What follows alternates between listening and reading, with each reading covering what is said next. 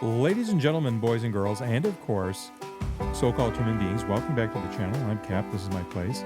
It's time for the actual model railroad video for May 2025. As always, please remember to like, share, subscribe, leave a comment in the comment section down below, and click the notification bell. Doing all those things that are free for you to do will remind YouTube to please share the video with more people. Now, let's get started. Hey everybody, as promised or perhaps threatened last month, we're going to weather some freight cars. This is just one way to do it. The first thing that we have to decide when we make the decision to weather freight cars or any other piece of railroad equipment, what is the goal you have in mind? Some people have the desire and the skill to build in weather models for photography and for contests. That is not my intent with any of this. My real goal is to knock down inappropriate shine from bare plastic, and of course, because these are in the end just plastic models, hey, that didn't sound great. We're gonna hide some of the plastic shine. The other thing, some of these models come with plastic couplers. We're gonna replace those with good KD couplers. And once we've done that, if it looks good to my eye at the moment, well, then we're done. So just like I do with the cooking tutorials, let's clear all this away and I'll show you the stuff that I'm going to use to get this done, and then we'll go step by step. Okay, what I like to do, I don't like to do weathering because of course there are weathering powders involved on a table or my workbench down in the basement. It really makes a mess. So I have a paper grocery bag that I've cut and it's laid out flat. The next thing I've got is I've got one of these foam rests for HO scale freight cars and locomotives. That'll keep the freight cars nice and steady, and my hands are free to work on what I'm working on. Now, I don't think I will need all of this equipment. And of course, just like when I do a kitchen tutorial, I always forget to bring something over. I do have my little flat tip screwdriver. Didn't bring my Phillips head with me. I've got a couple of nippers here. When I put the KD couplers in, I like KD couplers. They're nice and strong and they work properly, but I don't like the trip pins. I don't use the magnets. I don't like the way the magnets look. I never really liked the way they operated. I have on the layout that I had in college where I tried them, so I cut them off. I have 3 different picks here. Am I going to need them? I don't know that I'm going to need them, but they're available if I do.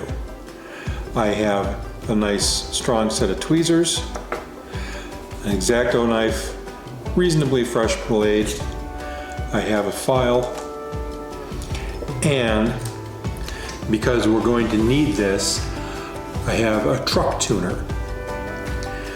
It's that blade that you put in place of the axle and you spin it with your hand. That will do a couple of things. Firstly, it'll get any paint out of the bearing surface where the axles rust. And the other thing it's going to do is if the truck is a little bit tight It'll open it up and it'll make sure the cars roll really nice. The second thing we're gonna do, the other thing I've got, excuse me, I like to use the bottom part of like an Athearn box. I have 2 colors of paint.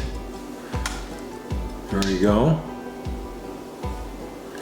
Those are for the wheel faces and for the couplers. I have 3 different shades of rust colored chalks. Remember, if you're going to apply rusting effects, new rust, it's nice and fresh, is a lighter color, and the older it gets, the darker it becomes. And because we're going to be applying these powders, I've got some brushes. There are some new ones here. And there's the remains of a brush that I've been applying weathering powders with. The other thing that we're going to do, we're going to try a little bit of an experiment here. And it has to do with dry clear coat lacquer. Is really lacquer? Well, it's a dry clear coat. I know it used to work with the Testers product, and I don't have a hobby shop locally available anymore. There's a Hobby Lobby about 40 minutes away from me. I don't really think of that as a hobby shop. So we're going to try it with, I think it's Krylon. I've sprayed it on an ancient 40-foot freight car that I use as a storage building in Lakeport Yard. And what we're going to do is we're going to take, I've already sprayed the clear flat. We're going to brush some 70-something% isopropyl alcohol in it, on that, and we're going to see if the surface crazes, which will basically make the paint look very faded. If this works, I will be using it. The one thing you have to remember though is, just like everything else, you have to do your weathering powder or apply weathering acrylics first and then put this stuff on. And the second thing is, if you don't like it, if you don't like the way it looks, it's not the end of the world, because all you have to do is shoot another shot of the clear spray over the top of it, and it'll be like you never did it. So let's go ahead and bring a freight car over here, and we'll start disassembly. All right, guys. So obviously this is a covered hopper. It is VUMX 106, high value supply for Fremont, Nebraska. So what we are going to do, we're going to remove these, I think they're an Intermountain coupler or McHenry coupler. It is a knuckle coupler, but it has a plastic spring, and the coupler itself is plastic. So that's got to go. We're going to dismount the trucks, and we're going to take the wheel sets out of the truck. So I'm going to have to shut you guys off and figure out just what I did with my my Phillips head screwdriver. And once the trucks are off, we'll come back. All right, I've taken the trucks off of the car, and I've set them aside, and I've taken the couplers out. One of the things I've done is immediately I placed the screws back in their holes so I don't lose them. We're going to take I'm going to take these wheel sets out of the truck. I'm going to take them out in the garage so I don't have to shoot any spray paint of any sort in the house, because it will give me a headache even if I wear a mask. And I'm going to shoot black paint to get rid of this plastic shine.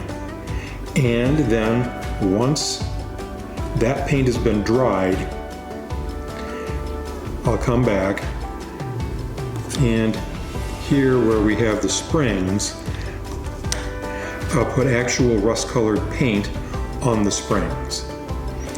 So I'll bring you back, and it'll probably actually be the next day when I bring you back. Okay, everybody, new day, new shirt. Hopefully I don't get paint on it. Of the 8 axles, I've painted the wheels, the wheel faces on 7 of them. So here we are, an unpainted wheel set. We do try and avoid getting paint on the tread. I'm going to take a Tester's micro brush here. Just get enough paint on and just go around in a circle like that. And again, all we need is to cover the shiny face of the wheel. The next thing, I'm going to go ahead and take the coupler. As you can see, I've cut off the trip pin. I don't use them. Like I said in the last segment, I don't like the way the magnets work. I don't like the way they look.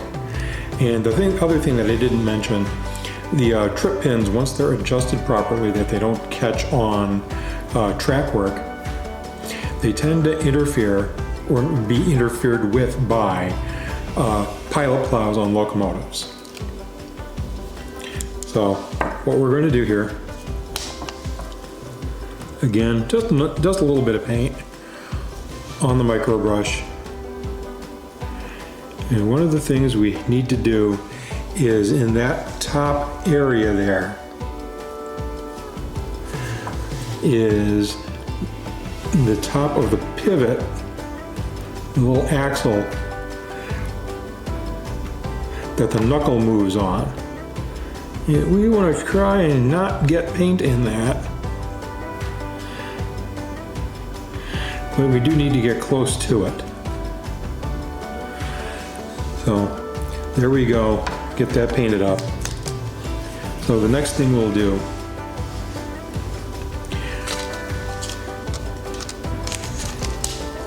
get rid of that micro brush.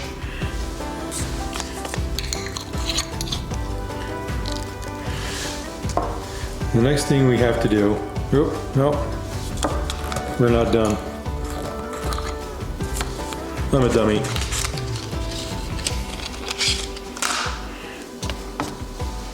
Truck side frames. Just take a look there.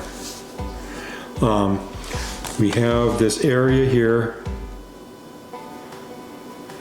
where we're just going to apply a little bit of paint right here on the springs.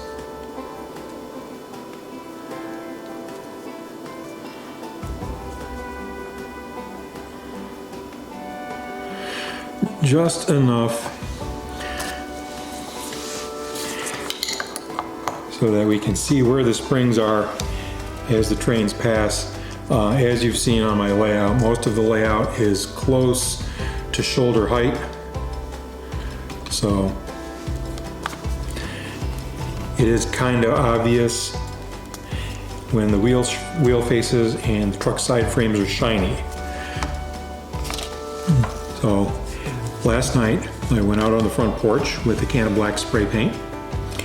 I scared a rabbit off of her babies, and once I got that done and sprayed this black paint, apparently she moved them to parts unknown, which means they're probably going to be pro wrestlers. Now, our truck side frames on full-size trains actually black? Well, the answer is, who cares?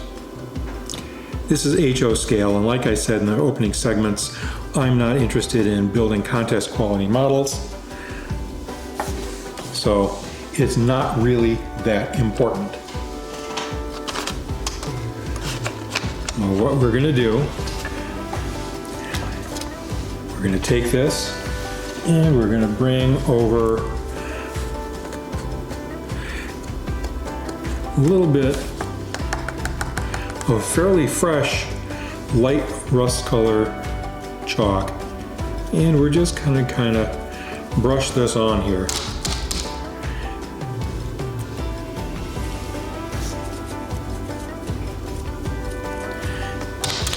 Doesn't have to be real heavy, and we're going to clear coat this to keep it in place and not get fingerprints on it.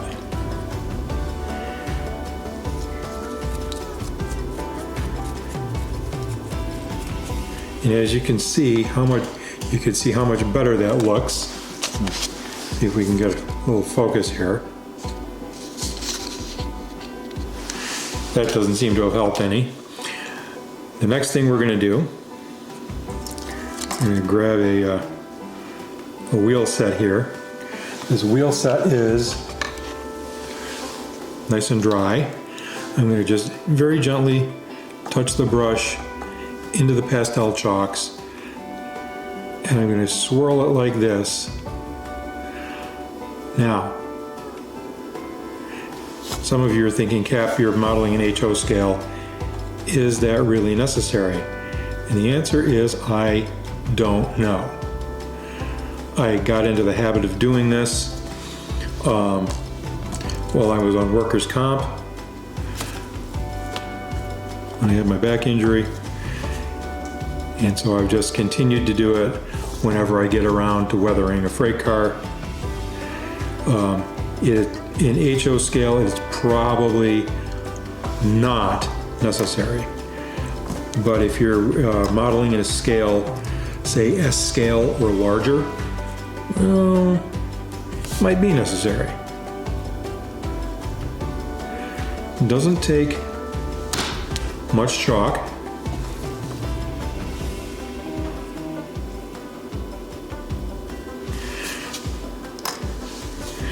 And it's that easy.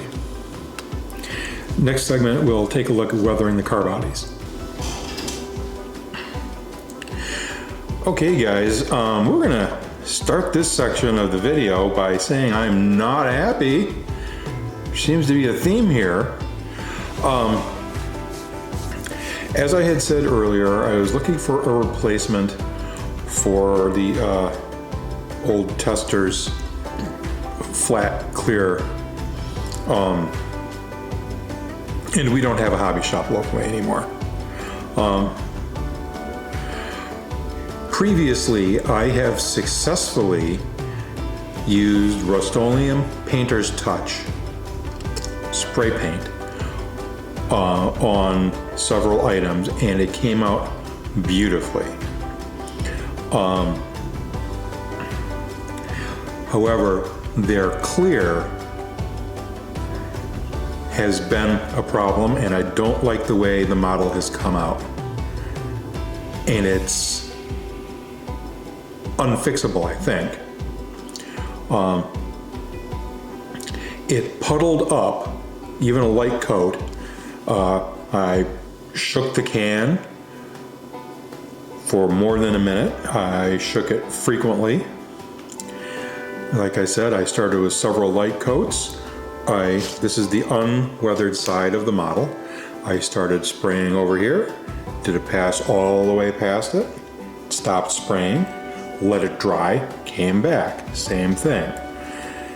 And it puddled up like it had a surface tension similar to water, and it wanted to pull the weathering chalks from the edges, these ribs, into the center, just like it was water.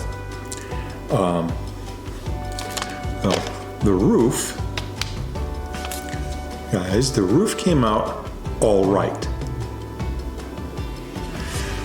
On the other hand, now with the light at this angle, it may not look too bad on camera, but in person, it doesn't look good. And as we turn it, it is shinier than the original surface. So, the painter's touch, not a good clear coat, and it's not gloss. So I will have to find another type of clear coat. Very disappointed.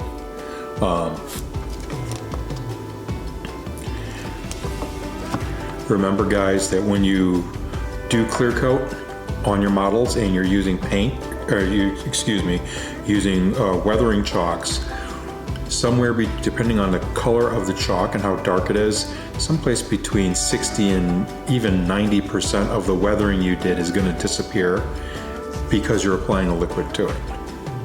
And it's not because you did anything wrong. So let me weather the other side of this car and dig through my disaster area of boxes and see if maybe I can find an old can of Testors Flat Clear. Okay guys, I dug around in the basement in various boxes in the land of Fa, and I in fact did find a can of Testors Flat Clear. I put some weathering powders on the other side of the freight car, did a light pass, I went and I burned half of the driveway, and here we are. This is much better. This is what we're looking for. Interestingly, the label on the Testors also says Rust-oleum. Very clearly a different formula. This is what we're looking for. It doesn't have that plasticky look to it anymore. It doesn't really look that much like a model except for its lack of size. And so, to my astigmatic eye, this is good enough. Put that aside. Let's talk about the trucks. I've got a truck tuner here in place. Use this so maybe we can get some focus. Okay. So with the truck tuner, we just go ahead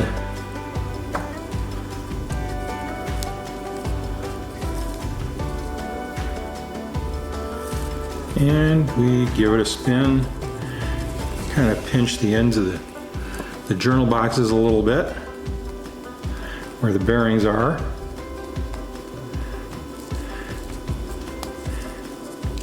Turn it around and we'll do the same thing on this side.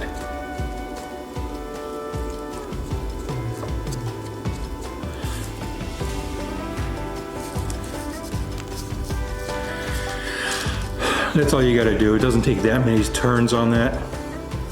So if the truck was a little tight before, it'll roll really well now. So once we've got the freight cars put back together, we'll go ahead and turn it on. Turn the camera back on. Okay everyone, here we are, final results. At the beginning of the video I did say I was going to try and apply rubbing alcohol with a brush to clear coat to see if it would craze or attack the surface and fade it. I tried it on, like I said, an old car body. This different clear coat, it just didn't work. It only ended up looking like kind of like somebody who had applied paste wax to a car and then not buffed it. So here's our initial control piece. I didn't do anything to this at all. Didn't take the wheels out. Didn't do anything to the truck side frames.